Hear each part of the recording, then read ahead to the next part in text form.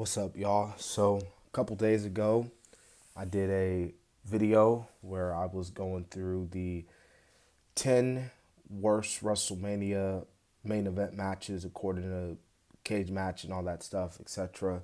And pretty much going through the list of the worst matches in WrestleMania history because, again, we are in WrestleMania season time. WrestleMania is nearly a week away, so thought I'd come back with another WrestleMania list video, but this time showing off the 10 definite best WWE WrestleMania main events ranked.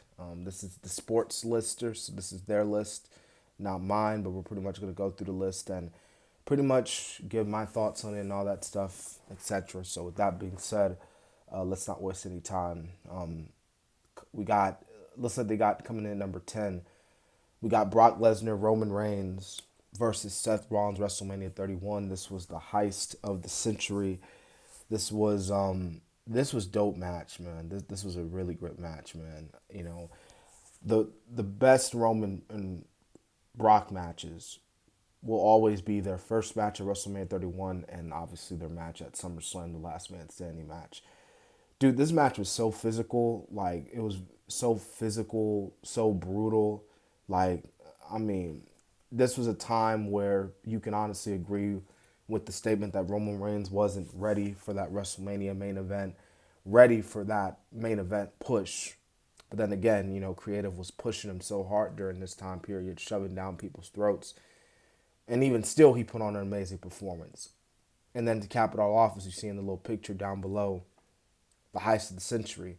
To this day, one of the best cash-ins, not just in WrestleMania history, probably in WWE history. Like Seth Rollins cashing in is a top 10 WrestleMania moment. Probably top three Money in the Bank cash in. Probably number one if we're being honest. But so that's coming in at number 10. See, Cage Match gave it an 8.76. Coming in at 9, Brock versus Kurt Angle. It's been a while since I've seen this match. I definitely got to check it out. Definitely got to see it. Picturing uploading here, but nevertheless, they got Brock and Kurt at number 9 from WrestleMania 19. One spot I will always remember, I think we will all remember, is ultimately the shooting star botch that Brock did on the top rope. But yeah, incredible match. Brock Lesnar, Kurt Angle. This was, they always have good chemistry, man. Like Brock and Kurt, I don't think they've never had a bad match. Definitely a match, a WrestleMania main event worthy of main eventing. A cool moment, Kurt Angle kicking out of the F5, and I believe it was the first time someone has ever kicked out of the F5, so it was a big deal, obviously, at the time. But Kurt, one of the all-time greats. Brock, I know he's dealing with a lot of stuff right now, but even you have to admit how he is just an amazing freak of nature and a phenomenal athlete. So I can definitely see why they put this on the list. And, you got Cage Match giving it an 8.56. But nevertheless, we got number 8, Roman Reigns versus Edge, Daniel Bryan, WrestleMania 37 Night 2. Yeah, this was definitely, I could see why they put this on the list. I mean, this was definitely a dope main event. I love the story heading into this match, considering everyone's, story heading in. Obviously Edge coming back after 10 long years to the day, announcing his retirement. Daniel Bryan with his neck injury, or concussion, I should say, that made him retire, and then he came back. And then obviously Roman Reigns with his story, all being played into one match. Incredible. Roman Reigns stacking, pinning Edge and Daniel Bryan at the same time was a dope moment. This was a dope match. Definitely a match. If you haven't seen, go check it out. If you've seen before, you gotta check it out again. Like, it's such a dope match. So I can see why they put this on the list. It's crazy because a lot of people were like, "Oh, Daniel Bryan didn't deserve to be it," but I think he made that match better. Oh man, coming in at number 7, we got Sasha Banks versus Bianca Belair. This was the main event for 37. This was night 1. I see the Sportster gave it an 8.75 here. This was a special moment, no doubt about it. Two black women main eventing WrestleMania for the very first time. I didn't like the build to it. I thought the build to their match was like, I thought it was really weak. And it was so weak to the point where even I was kind of saying at one point, I don't think they should main event the show. I think I made a whole video about it too.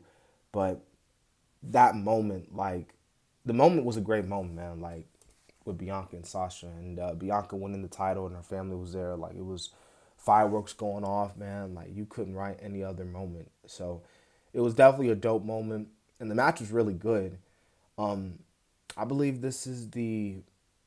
I want to say Bianca and Sasha had a one-on-one match down the line. I can't remember, but this match was really dope, and like, just all around incredible moment for both women, and yeah, just an incredible matchup nonetheless. Okay, Edge versus The Undertaker, WrestleMania 24. I gotta look back at this match. It's definitely an underrated match. It's a match that I feel like doesn't get a lot of praise. And some people probably wouldn't necessarily put it in their top 10. You could possibly maybe top 12, maybe top 15. But like I said, I got to go back and watch this match, man, because right now I feel like this match is truly underrated. Edge and Undertaker, I thought their build up to the WrestleMania 24 was really good. And ultimately, this match, I say the matchup was pretty good.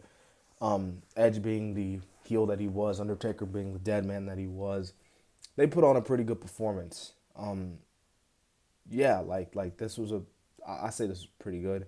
But I feel like a lot of people would look at the match more as underrated. You know what I mean? But I can see why they would put it on the list. Okay, number 5, Randy Orton, Batista, Daniel Bryan. I remember this WrestleMania 30. I thought WrestleMania 30 was trash. Well, I don't want to say trash, but like 32 was worse than 30. 32 was worse than 30. I might have to make a whole video on that, but that's like in the future or something. Yeah, this is a dope moment. This spot right here, man, probably one of my favorite spots in the match, was probably my favorite part of the match, because I thought the sequence they did it was so cool. But Daniel Bryan winning the world championship, the Miracle on Bourbon Street, people chanting yes, yes, yes. Like, it was such a dope moment, man, and you know, definitely an amazing ending to WrestleMania 30. Honestly, if we wouldn't have gotten that ending, it just would have been a very sad taste of the night, considering the fact that Undertaker's streak died. But that's besides the point. Yeah, I thought this match was pretty good. And I'll say this too: if this match was Triple H, Randy Orton, and Batista, I think the match would have been just as intriguing and just as good. But it had to be Daniel Bryan. Daniel Bryan was on a hot streak. It was his time. It sucks that he got injured after this, because he didn't really got a proper world title reign because he got injured. But the story was just, man, was it incredible, and the moment was so satisfying, and I like how they did it, man. Okay, the Usos versus Sammy and Kevin Owens. This is WrestleMania Night 1. So I'll agree, from a story standpoint, the match was amazing. All right, from a story standpoint, I love the story, the build up.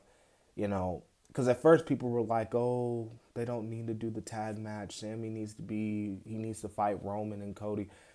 Nah, like, that was not the route they needed to go, and I'm glad they didn't go that route. I don't know. For me personally, I don't know if this is a top 10. This would probably be like a top 15, maybe even a top 20. I might have to go back and watch the match, because when I first watched the match live, I was like, okay, it's at first I was like, it's good, and then at the end I was like, oh, it's really good, but I don't know. I think the Usos, they were throwing a lot of super kicks in the match. I don't know what it was, what made me go like, oh, I don't know if this is a top 10 WrestleMania match. Like I said, I might have to go back and watch the match live, but you know, obviously, Cage Match gave it 9.3. The big man Dave gave it 5 stars. So people loved it. People definitely went crazy for it. I mean, and it was definitely a crazy moment. I mean, Sammy and Kevin Owens winning was an awesome moment, definitely. Ooh, the World Championship Triple Threat WrestleMania 20. This, it's funny. I had just rewatched this match recently, and it's definitely like it's like what I was saying earlier with Daniel Bryan and Roman and Edge. It was such a dope like triple threat match. Like both triple threat matches were really good. It just sucks that with ultimately, as you see, the winner of the match. Ultimately, what happened in the end, we can't really talk about this moment. Like I feel like if the tragedy didn't happen, if Benoit didn't, if it didn't happen, you guys know obviously what I'm talking about. I don't even need to reference it really, but I feel like this moment would be talked about 100 times more. It'd be looked at as one of the best moments in WrestleMania history, and it still could be looked at as one of the best moments, one of the best endings to WrestleMania history. Eddie and Benoit, after everything they've done, the sacrifices, the blood, the sweat, tears, it was truly an emotional moment. But considering what happened in the end, the WWE is never going to acknowledge it, and it sucks. But match standpoint, dope match. I mean, Triple H bleeding like crazy.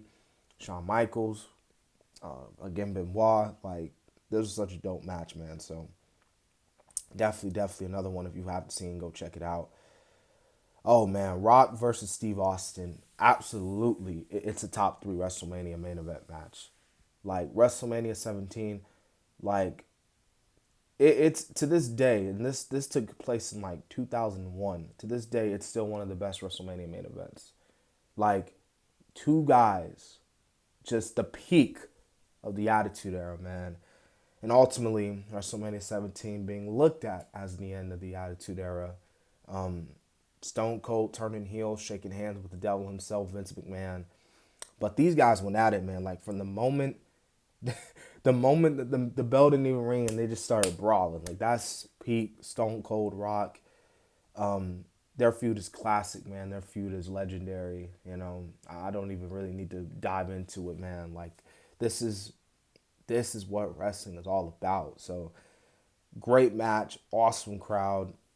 Everything about this match was just dope. It was amazing. Ah, yes, coming in at number 1, The Undertaker versus Shawn Michaels. This is definitely, this ain't in your top 5 WrestleMania main event matches. And I don't know if you need to go back to the drawing board or if, I don't know. But what a moment, man. The streak versus career. I still to this day debate because I'll look back at the WrestleMania 25 match and I'll be like, oh, that match was dope. That match was awesome. Incredible. One of the best WrestleMania matches of all time. And it's still one of the very best matches of all time. But then you do 26, you raise the stakes, you put the streak on the line, and then you put the career on the line. Just epic. Epic moment. Epic moment to end Shawn Michaels' legendary career. Undertaker obviously had a little problems with his leg in the match, but nevertheless, dope match, awesome match. And again, I go back and I look at their WrestleMania 26. I'm like, oh man, this was better than their 25 match. I say they're both equally good. Like the 25 match was great, the 26 match was great. Some will say 25 was better, some say 26 was better. It don't really matter. At the end of the day, it's Undertaker and Shawn Michaels. These guys are legends. These guys are Hall of Fame. I mean, these guys are immortals. You know what I mean? And they put on to this day, Undertaker's 2 best like WrestleMania matches from Shawn Michaels. Like out of all the other WrestleMania matches he had with the streak, Shawn Michaels 2 years in a row. And I'll even say Triple H to an extent because 27, 28 was good too. Shawn Michaels and Triple H. So, anyways, that's the video. I don't really know how long I'm at, but if I'm a little long, I apologize. But I'm going to go ahead and end the video. So,